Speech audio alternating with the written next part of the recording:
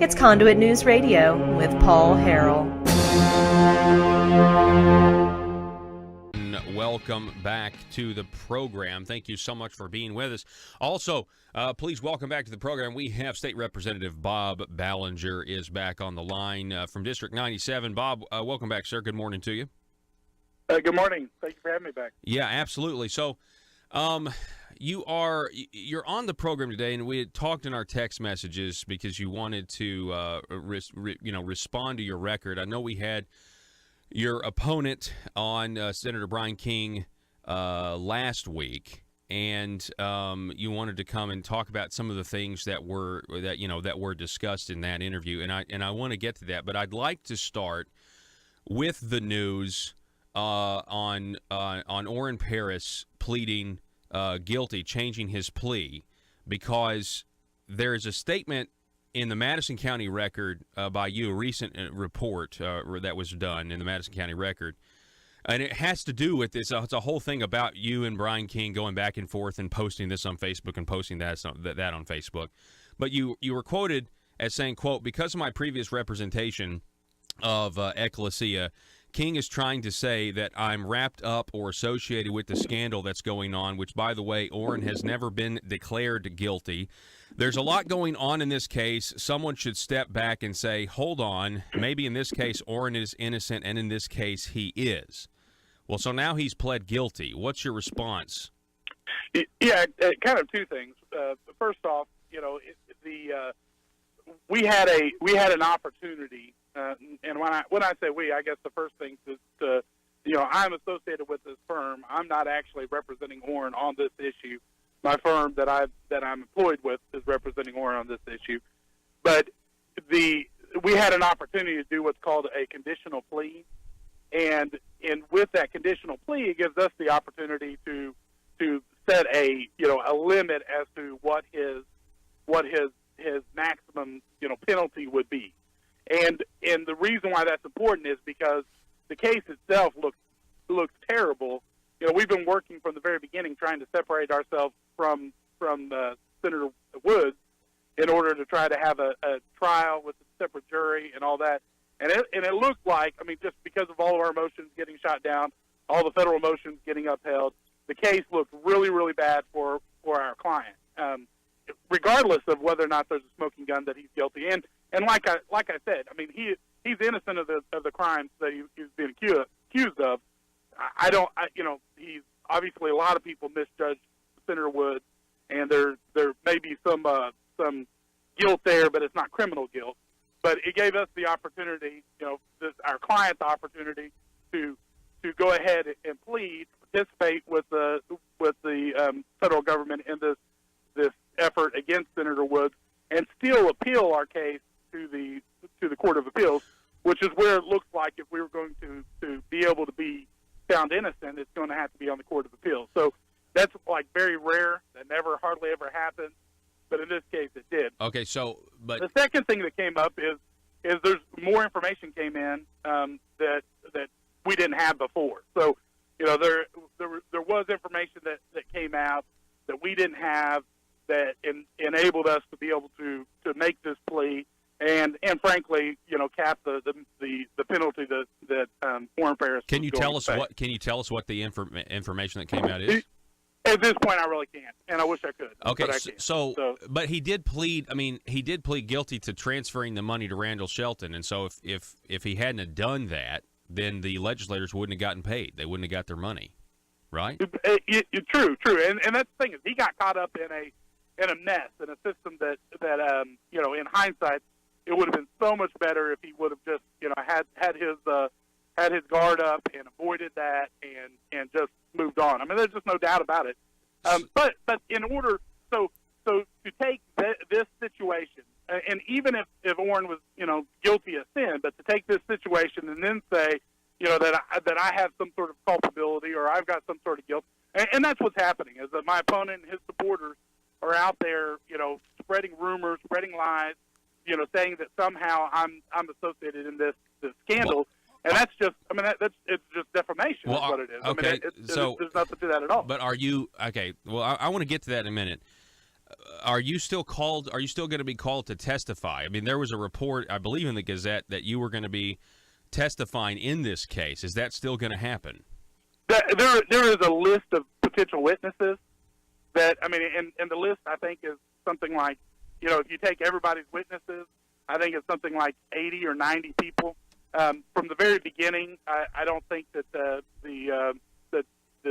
prosecutors were going to actually put me on the stand, but I could. I could, because of the fact that I have, as a legislator in Northwest Arkansas, I think probably every one of them that had that money came from their district to help fund the school. I think every one of them were listed as potential witnesses. So I think that I could be a potential witness. Typically, you don't put an attorney who works with the firm who is representing one of the people on the stand. It's just not smart practice. Yeah, I mean, that would be that's why that would be very strange to do that. Yeah, it would, and it's actually probably bad. I mean, you don't want to set up the defense to be able to just lay out their complete defense by questioning one of the attorneys. So I mean, it just doesn't. It wouldn't be a good move for them to do that. And the new prosecutor is a real sharp guy. I wouldn't anticipate that happening. Now the situation's changed because obviously Orrin is participating and helping. So it's not, it may be that it'd be called to testify, but my testimony is not necessary because there's, plenty of other opportunity for people to lay out these issues. Okay. So you said that, you mentioned just a second ago about defamation.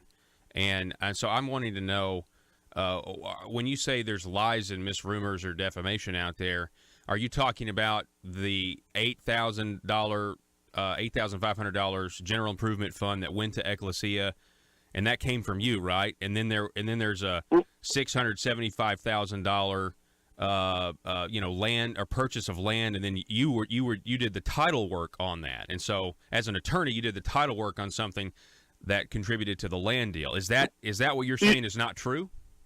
Okay, so first off, so $8,000 didn't come from me; it came from the district. Now, my district includes part of Springdale. This is a college in Springdale. I have kids from my district that go to school at Ecclesia College, and but for all this mess, Ecclesia College was had the beginning phases of a work college like you have in College of the Ozarks, where people go there, they can work, they can pay for their school, and leave without debt. So. And by the way, the $8,000 that came from my district was one of the smallest. I think that 7 or 8 other legislators gave more money than that to the college. Right. And so it was a smaller amount. And all of that went through the Northwest Arkansas Economic Development District. They're the ones who approved the grants. Sometimes they didn't approve some grants. So to say it came from me, some people kind of want to act like their GIF money is walking around money. And I've heard somebody recently go and brag about all the money that he's given out in GIS to different projects when he was campaigning, and that right there is to me that's you've talked about legal graft and illegal. Well, that to me is the legal graft where people are using taxpayers' money to go out there and work on getting reelected. So either way, it's not a very good program. That's why I've never liked GIS from the very beginning. But so the funds went there. The other thing is I handled a real estate transaction. Yeah, I know. Can I talk about that though? Because you're saying that it didn't come from you; it came from the Northwest Arkansas, Planning Development District. I understand that, but I mean, we've had extensive talk about how you guys still get to direct where the money goes. And on page 21 and 51 of the Northwest Arkansas documents, I mean, it says that that money, went to buy 23 acres.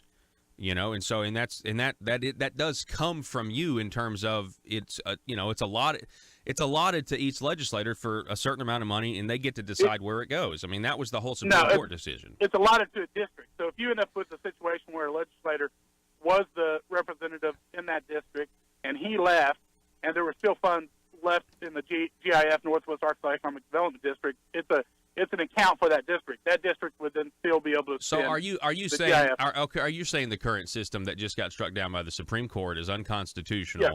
I mean, you're saying that you guys aren't directing that money. I mean, come on, you guys are directing that money to go where it's going to go. I mean, there's no doubt that legislators have strong influence, but there were funds that came out of all of our in the Northwest Arkansas Economic Development District came out of all of the accounts allotted for each district. that went to the Meals on Wheels program that nobody approved except for the board themselves. There were grants. Well, I mean, Linda Collins Smith, offered, funds, proposed funds go to Ecclesia College from her area and her, the Northeast Arkansas Economic Development District, turned that down and said, no, we're not going to allow those funds to go over to the northwest part of the state. So those type of things happen on a regular basis, where the Economic Development District either changes what the grant request is or eliminates the grant request all the time. So we do obviously have strong say, but we also have strong say in in a lot of other things that happen. But doesn't mean we have direct the $8,500. It goes to help with this purchase of this land for Ecclesia College, and then you do the title work and the deed work for them. And so you were paid for that work as an attorney, and so that's well. And let me correct this. I didn't do any of the title work for it at all. I got paid for document preparation for the transaction, but at the time there was no GIF money involved. So it was a loan closing that I handled, no GIF money involved at all, and then we closed on it. He later got the GIF money that came back and paid off the loan on it. But at that point, I didn't. I was handling a transaction for the college, which I did work for the family prior to that. I've done work for the college in Orange. I mean, it's a conservative Christian college. I'm a conservative Christian attorney. We have conservative Christian friends who got us hooked up, and I did work for him. And so when he's handling this real estate transaction, that's what I do. I'm a real estate attorney, and so I was handling the real estate transaction for him. Actually, after the GIF money came in, he had another transaction, and I didn't have anything to do with that. And so, the truth is that money was borrowed money, and then later on he got the money. I have documents that say that the GIF money was paid in September of 2013, and it was everything closed on in December of 2013. Yeah, well, you probably have documents that show that it was approved then, but there wasn't any money there. I mean, I did the closing. I have the documents. In fact, really the escrow wasn't done by me. It was a separate title company that did all the escrow. All I was doing is kind of facilitating and signing the documents as the attorney and through our closing company. And so it was the funds. I mean, on the documents right there show that it was a loan closing, and they handled the funds came in through the loan. Okay. And then later on, he paid off the loan. And I know the mortgage was the Davy Carter Bank, right? And there's also interesting. I don't understand. I mean, actually, that would really surprise me. I don't remember who the bank was, but I had no idea that was.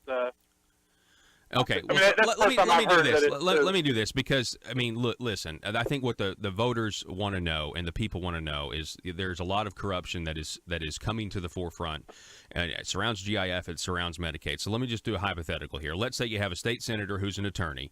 He has a client who receives GIF money, taxpayer money. Should that attorney have disclosed that he represents the client if he is directing taxpayer money to that client? And I know you're maybe say, well, I didn't direct it, it went through the planning district, but I think it's one and the same. I think we're talking semantics here. So what about the disclosure? Should this at least be disclosed? Well, and everything is almost everything is public record and subject to FOIA. So I don't know. I mean, absolutely. I'm absolutely fine with that, but I think everything was pretty open. And frankly, everything was on the up and up. And to assume and to say that there was corruption here, you have to make a bunch of jumps that have never been made. You've got to make implications. The issue that kind of sparked all this was the fact that Rusty Cranford was getting $40,000 from the Bail Bonds Association, and we carried a bill last session to try to cut that off. And Senator King jumped up and down trying to kill that bill, and almost was successful in killing that bill. A bill that he helped put in place by his vote in 2011, and then later got direct money to his campaign from Rusty Cranford himself, and then he's trying to kill the bill. Now, what I've never done in this whole process is I've never said, Senator King got money from Rusty Cranford, personal money, and made personal gain in order to try to kill that bill. I could make those kind of conjectures, but it would be dead wrong. It'd be immoral for me to say yes, that's happened, because I have no proof of that. But- there is no proof that happened. Now, Well, you have can brought the make all issue sorts up. of I mean, you, assumptions. you are trying to tie him to Rusty Cranford, and I'm not trying to tie him to Rusty Cranford in the sense that he is on the take with Rusty Cranford. I've not said that. What I've said is he was very helpful in keeping $40,000, $50,000 a year going to Rusty Cranford through this scheme by really jumping up and down and trying to kill that bill. And his excuse is that he talked to sheriffs, which the Sheriff's Association sheriffs never contacted me and told me that they were in opposition to the bill. So that's kind of a question. But even that, you have two Democrat sheriffs from this area that contact you and say you ought to kill this bill, and you jump up and try to kill a bill without trying to figure out what the bill actually did. I mean, that's the thing is what I'm talking about is his record. I'm talking about what he did. If somebody wanted to say, okay, so why did the GIF money go out of the district? That's my record. That is something that I have an obligation to be able to answer to my people and explain why that is. That's legit. To be able to then say that I've made some sort of personal gain, that there was some sort of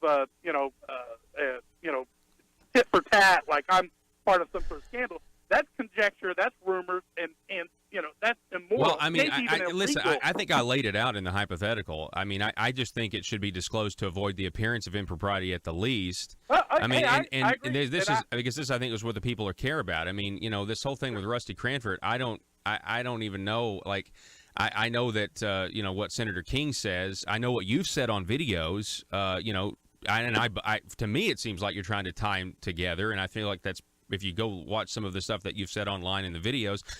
Senator King says he didn't vote for that bill because his county sheriffs, in his district, were opposed to it. But listen, okay. So Paul, let's start with that. Let's say everything that Senator King has said about this is 100% true.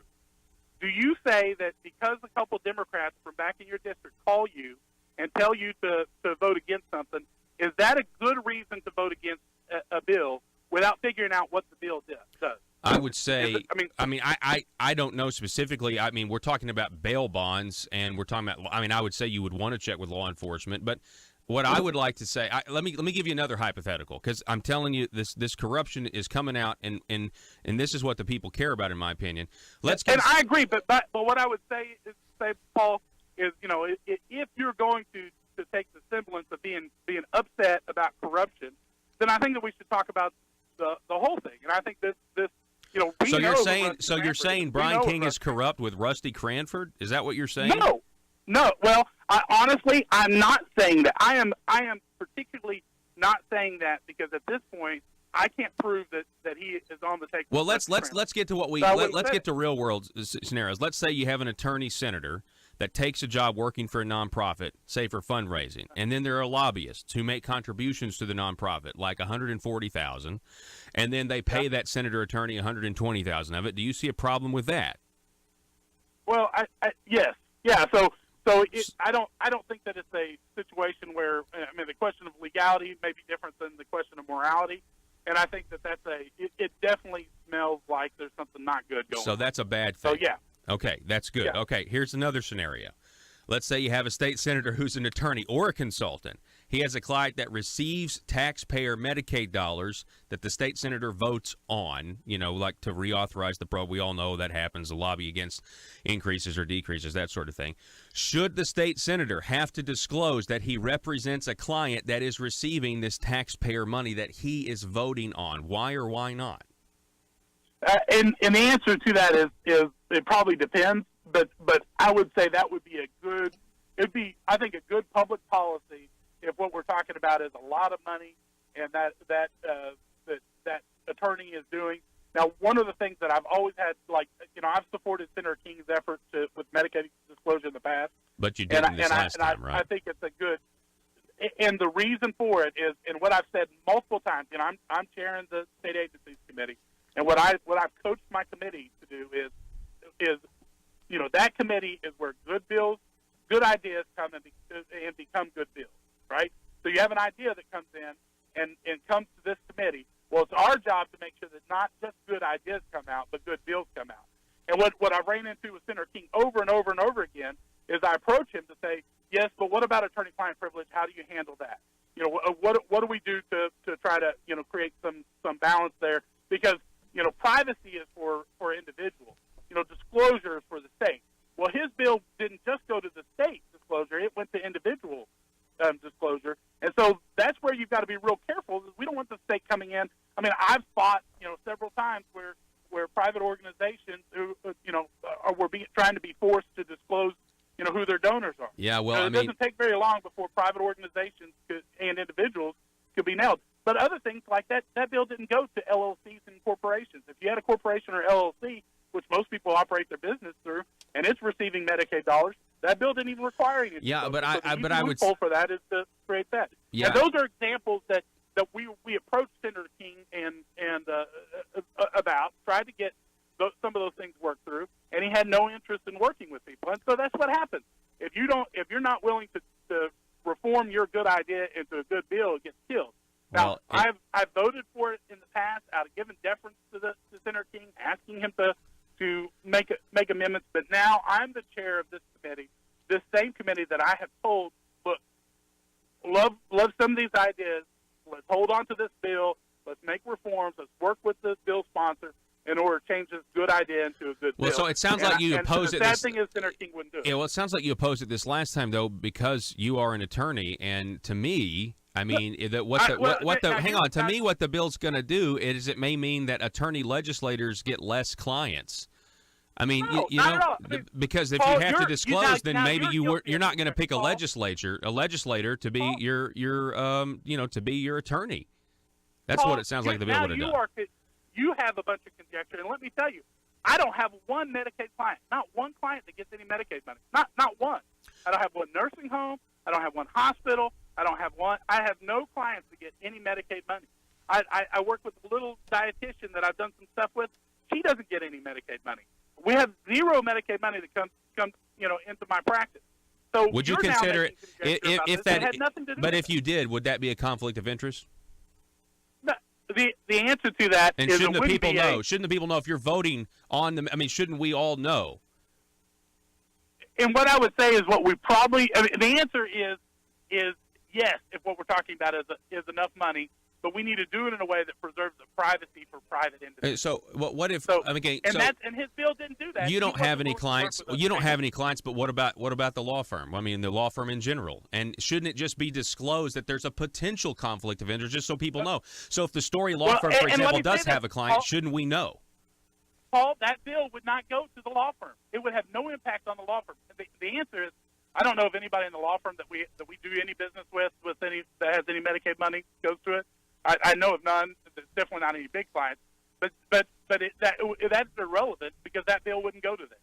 It wouldn't extend that far. So I mean that's my point. Yeah. You know, and that's the problem with Senator King is, you know, he won't sit there and listen, and he's completely unapproachable, and Bob, he is not willing to make. I'm sorry, we've gone way over. I apologize. We've got to go to break, but I appreciate you coming on, sir. Thank you, State Representative Bob All right. Ballinger. Folks, we got to take a break right now. Back in just a moment.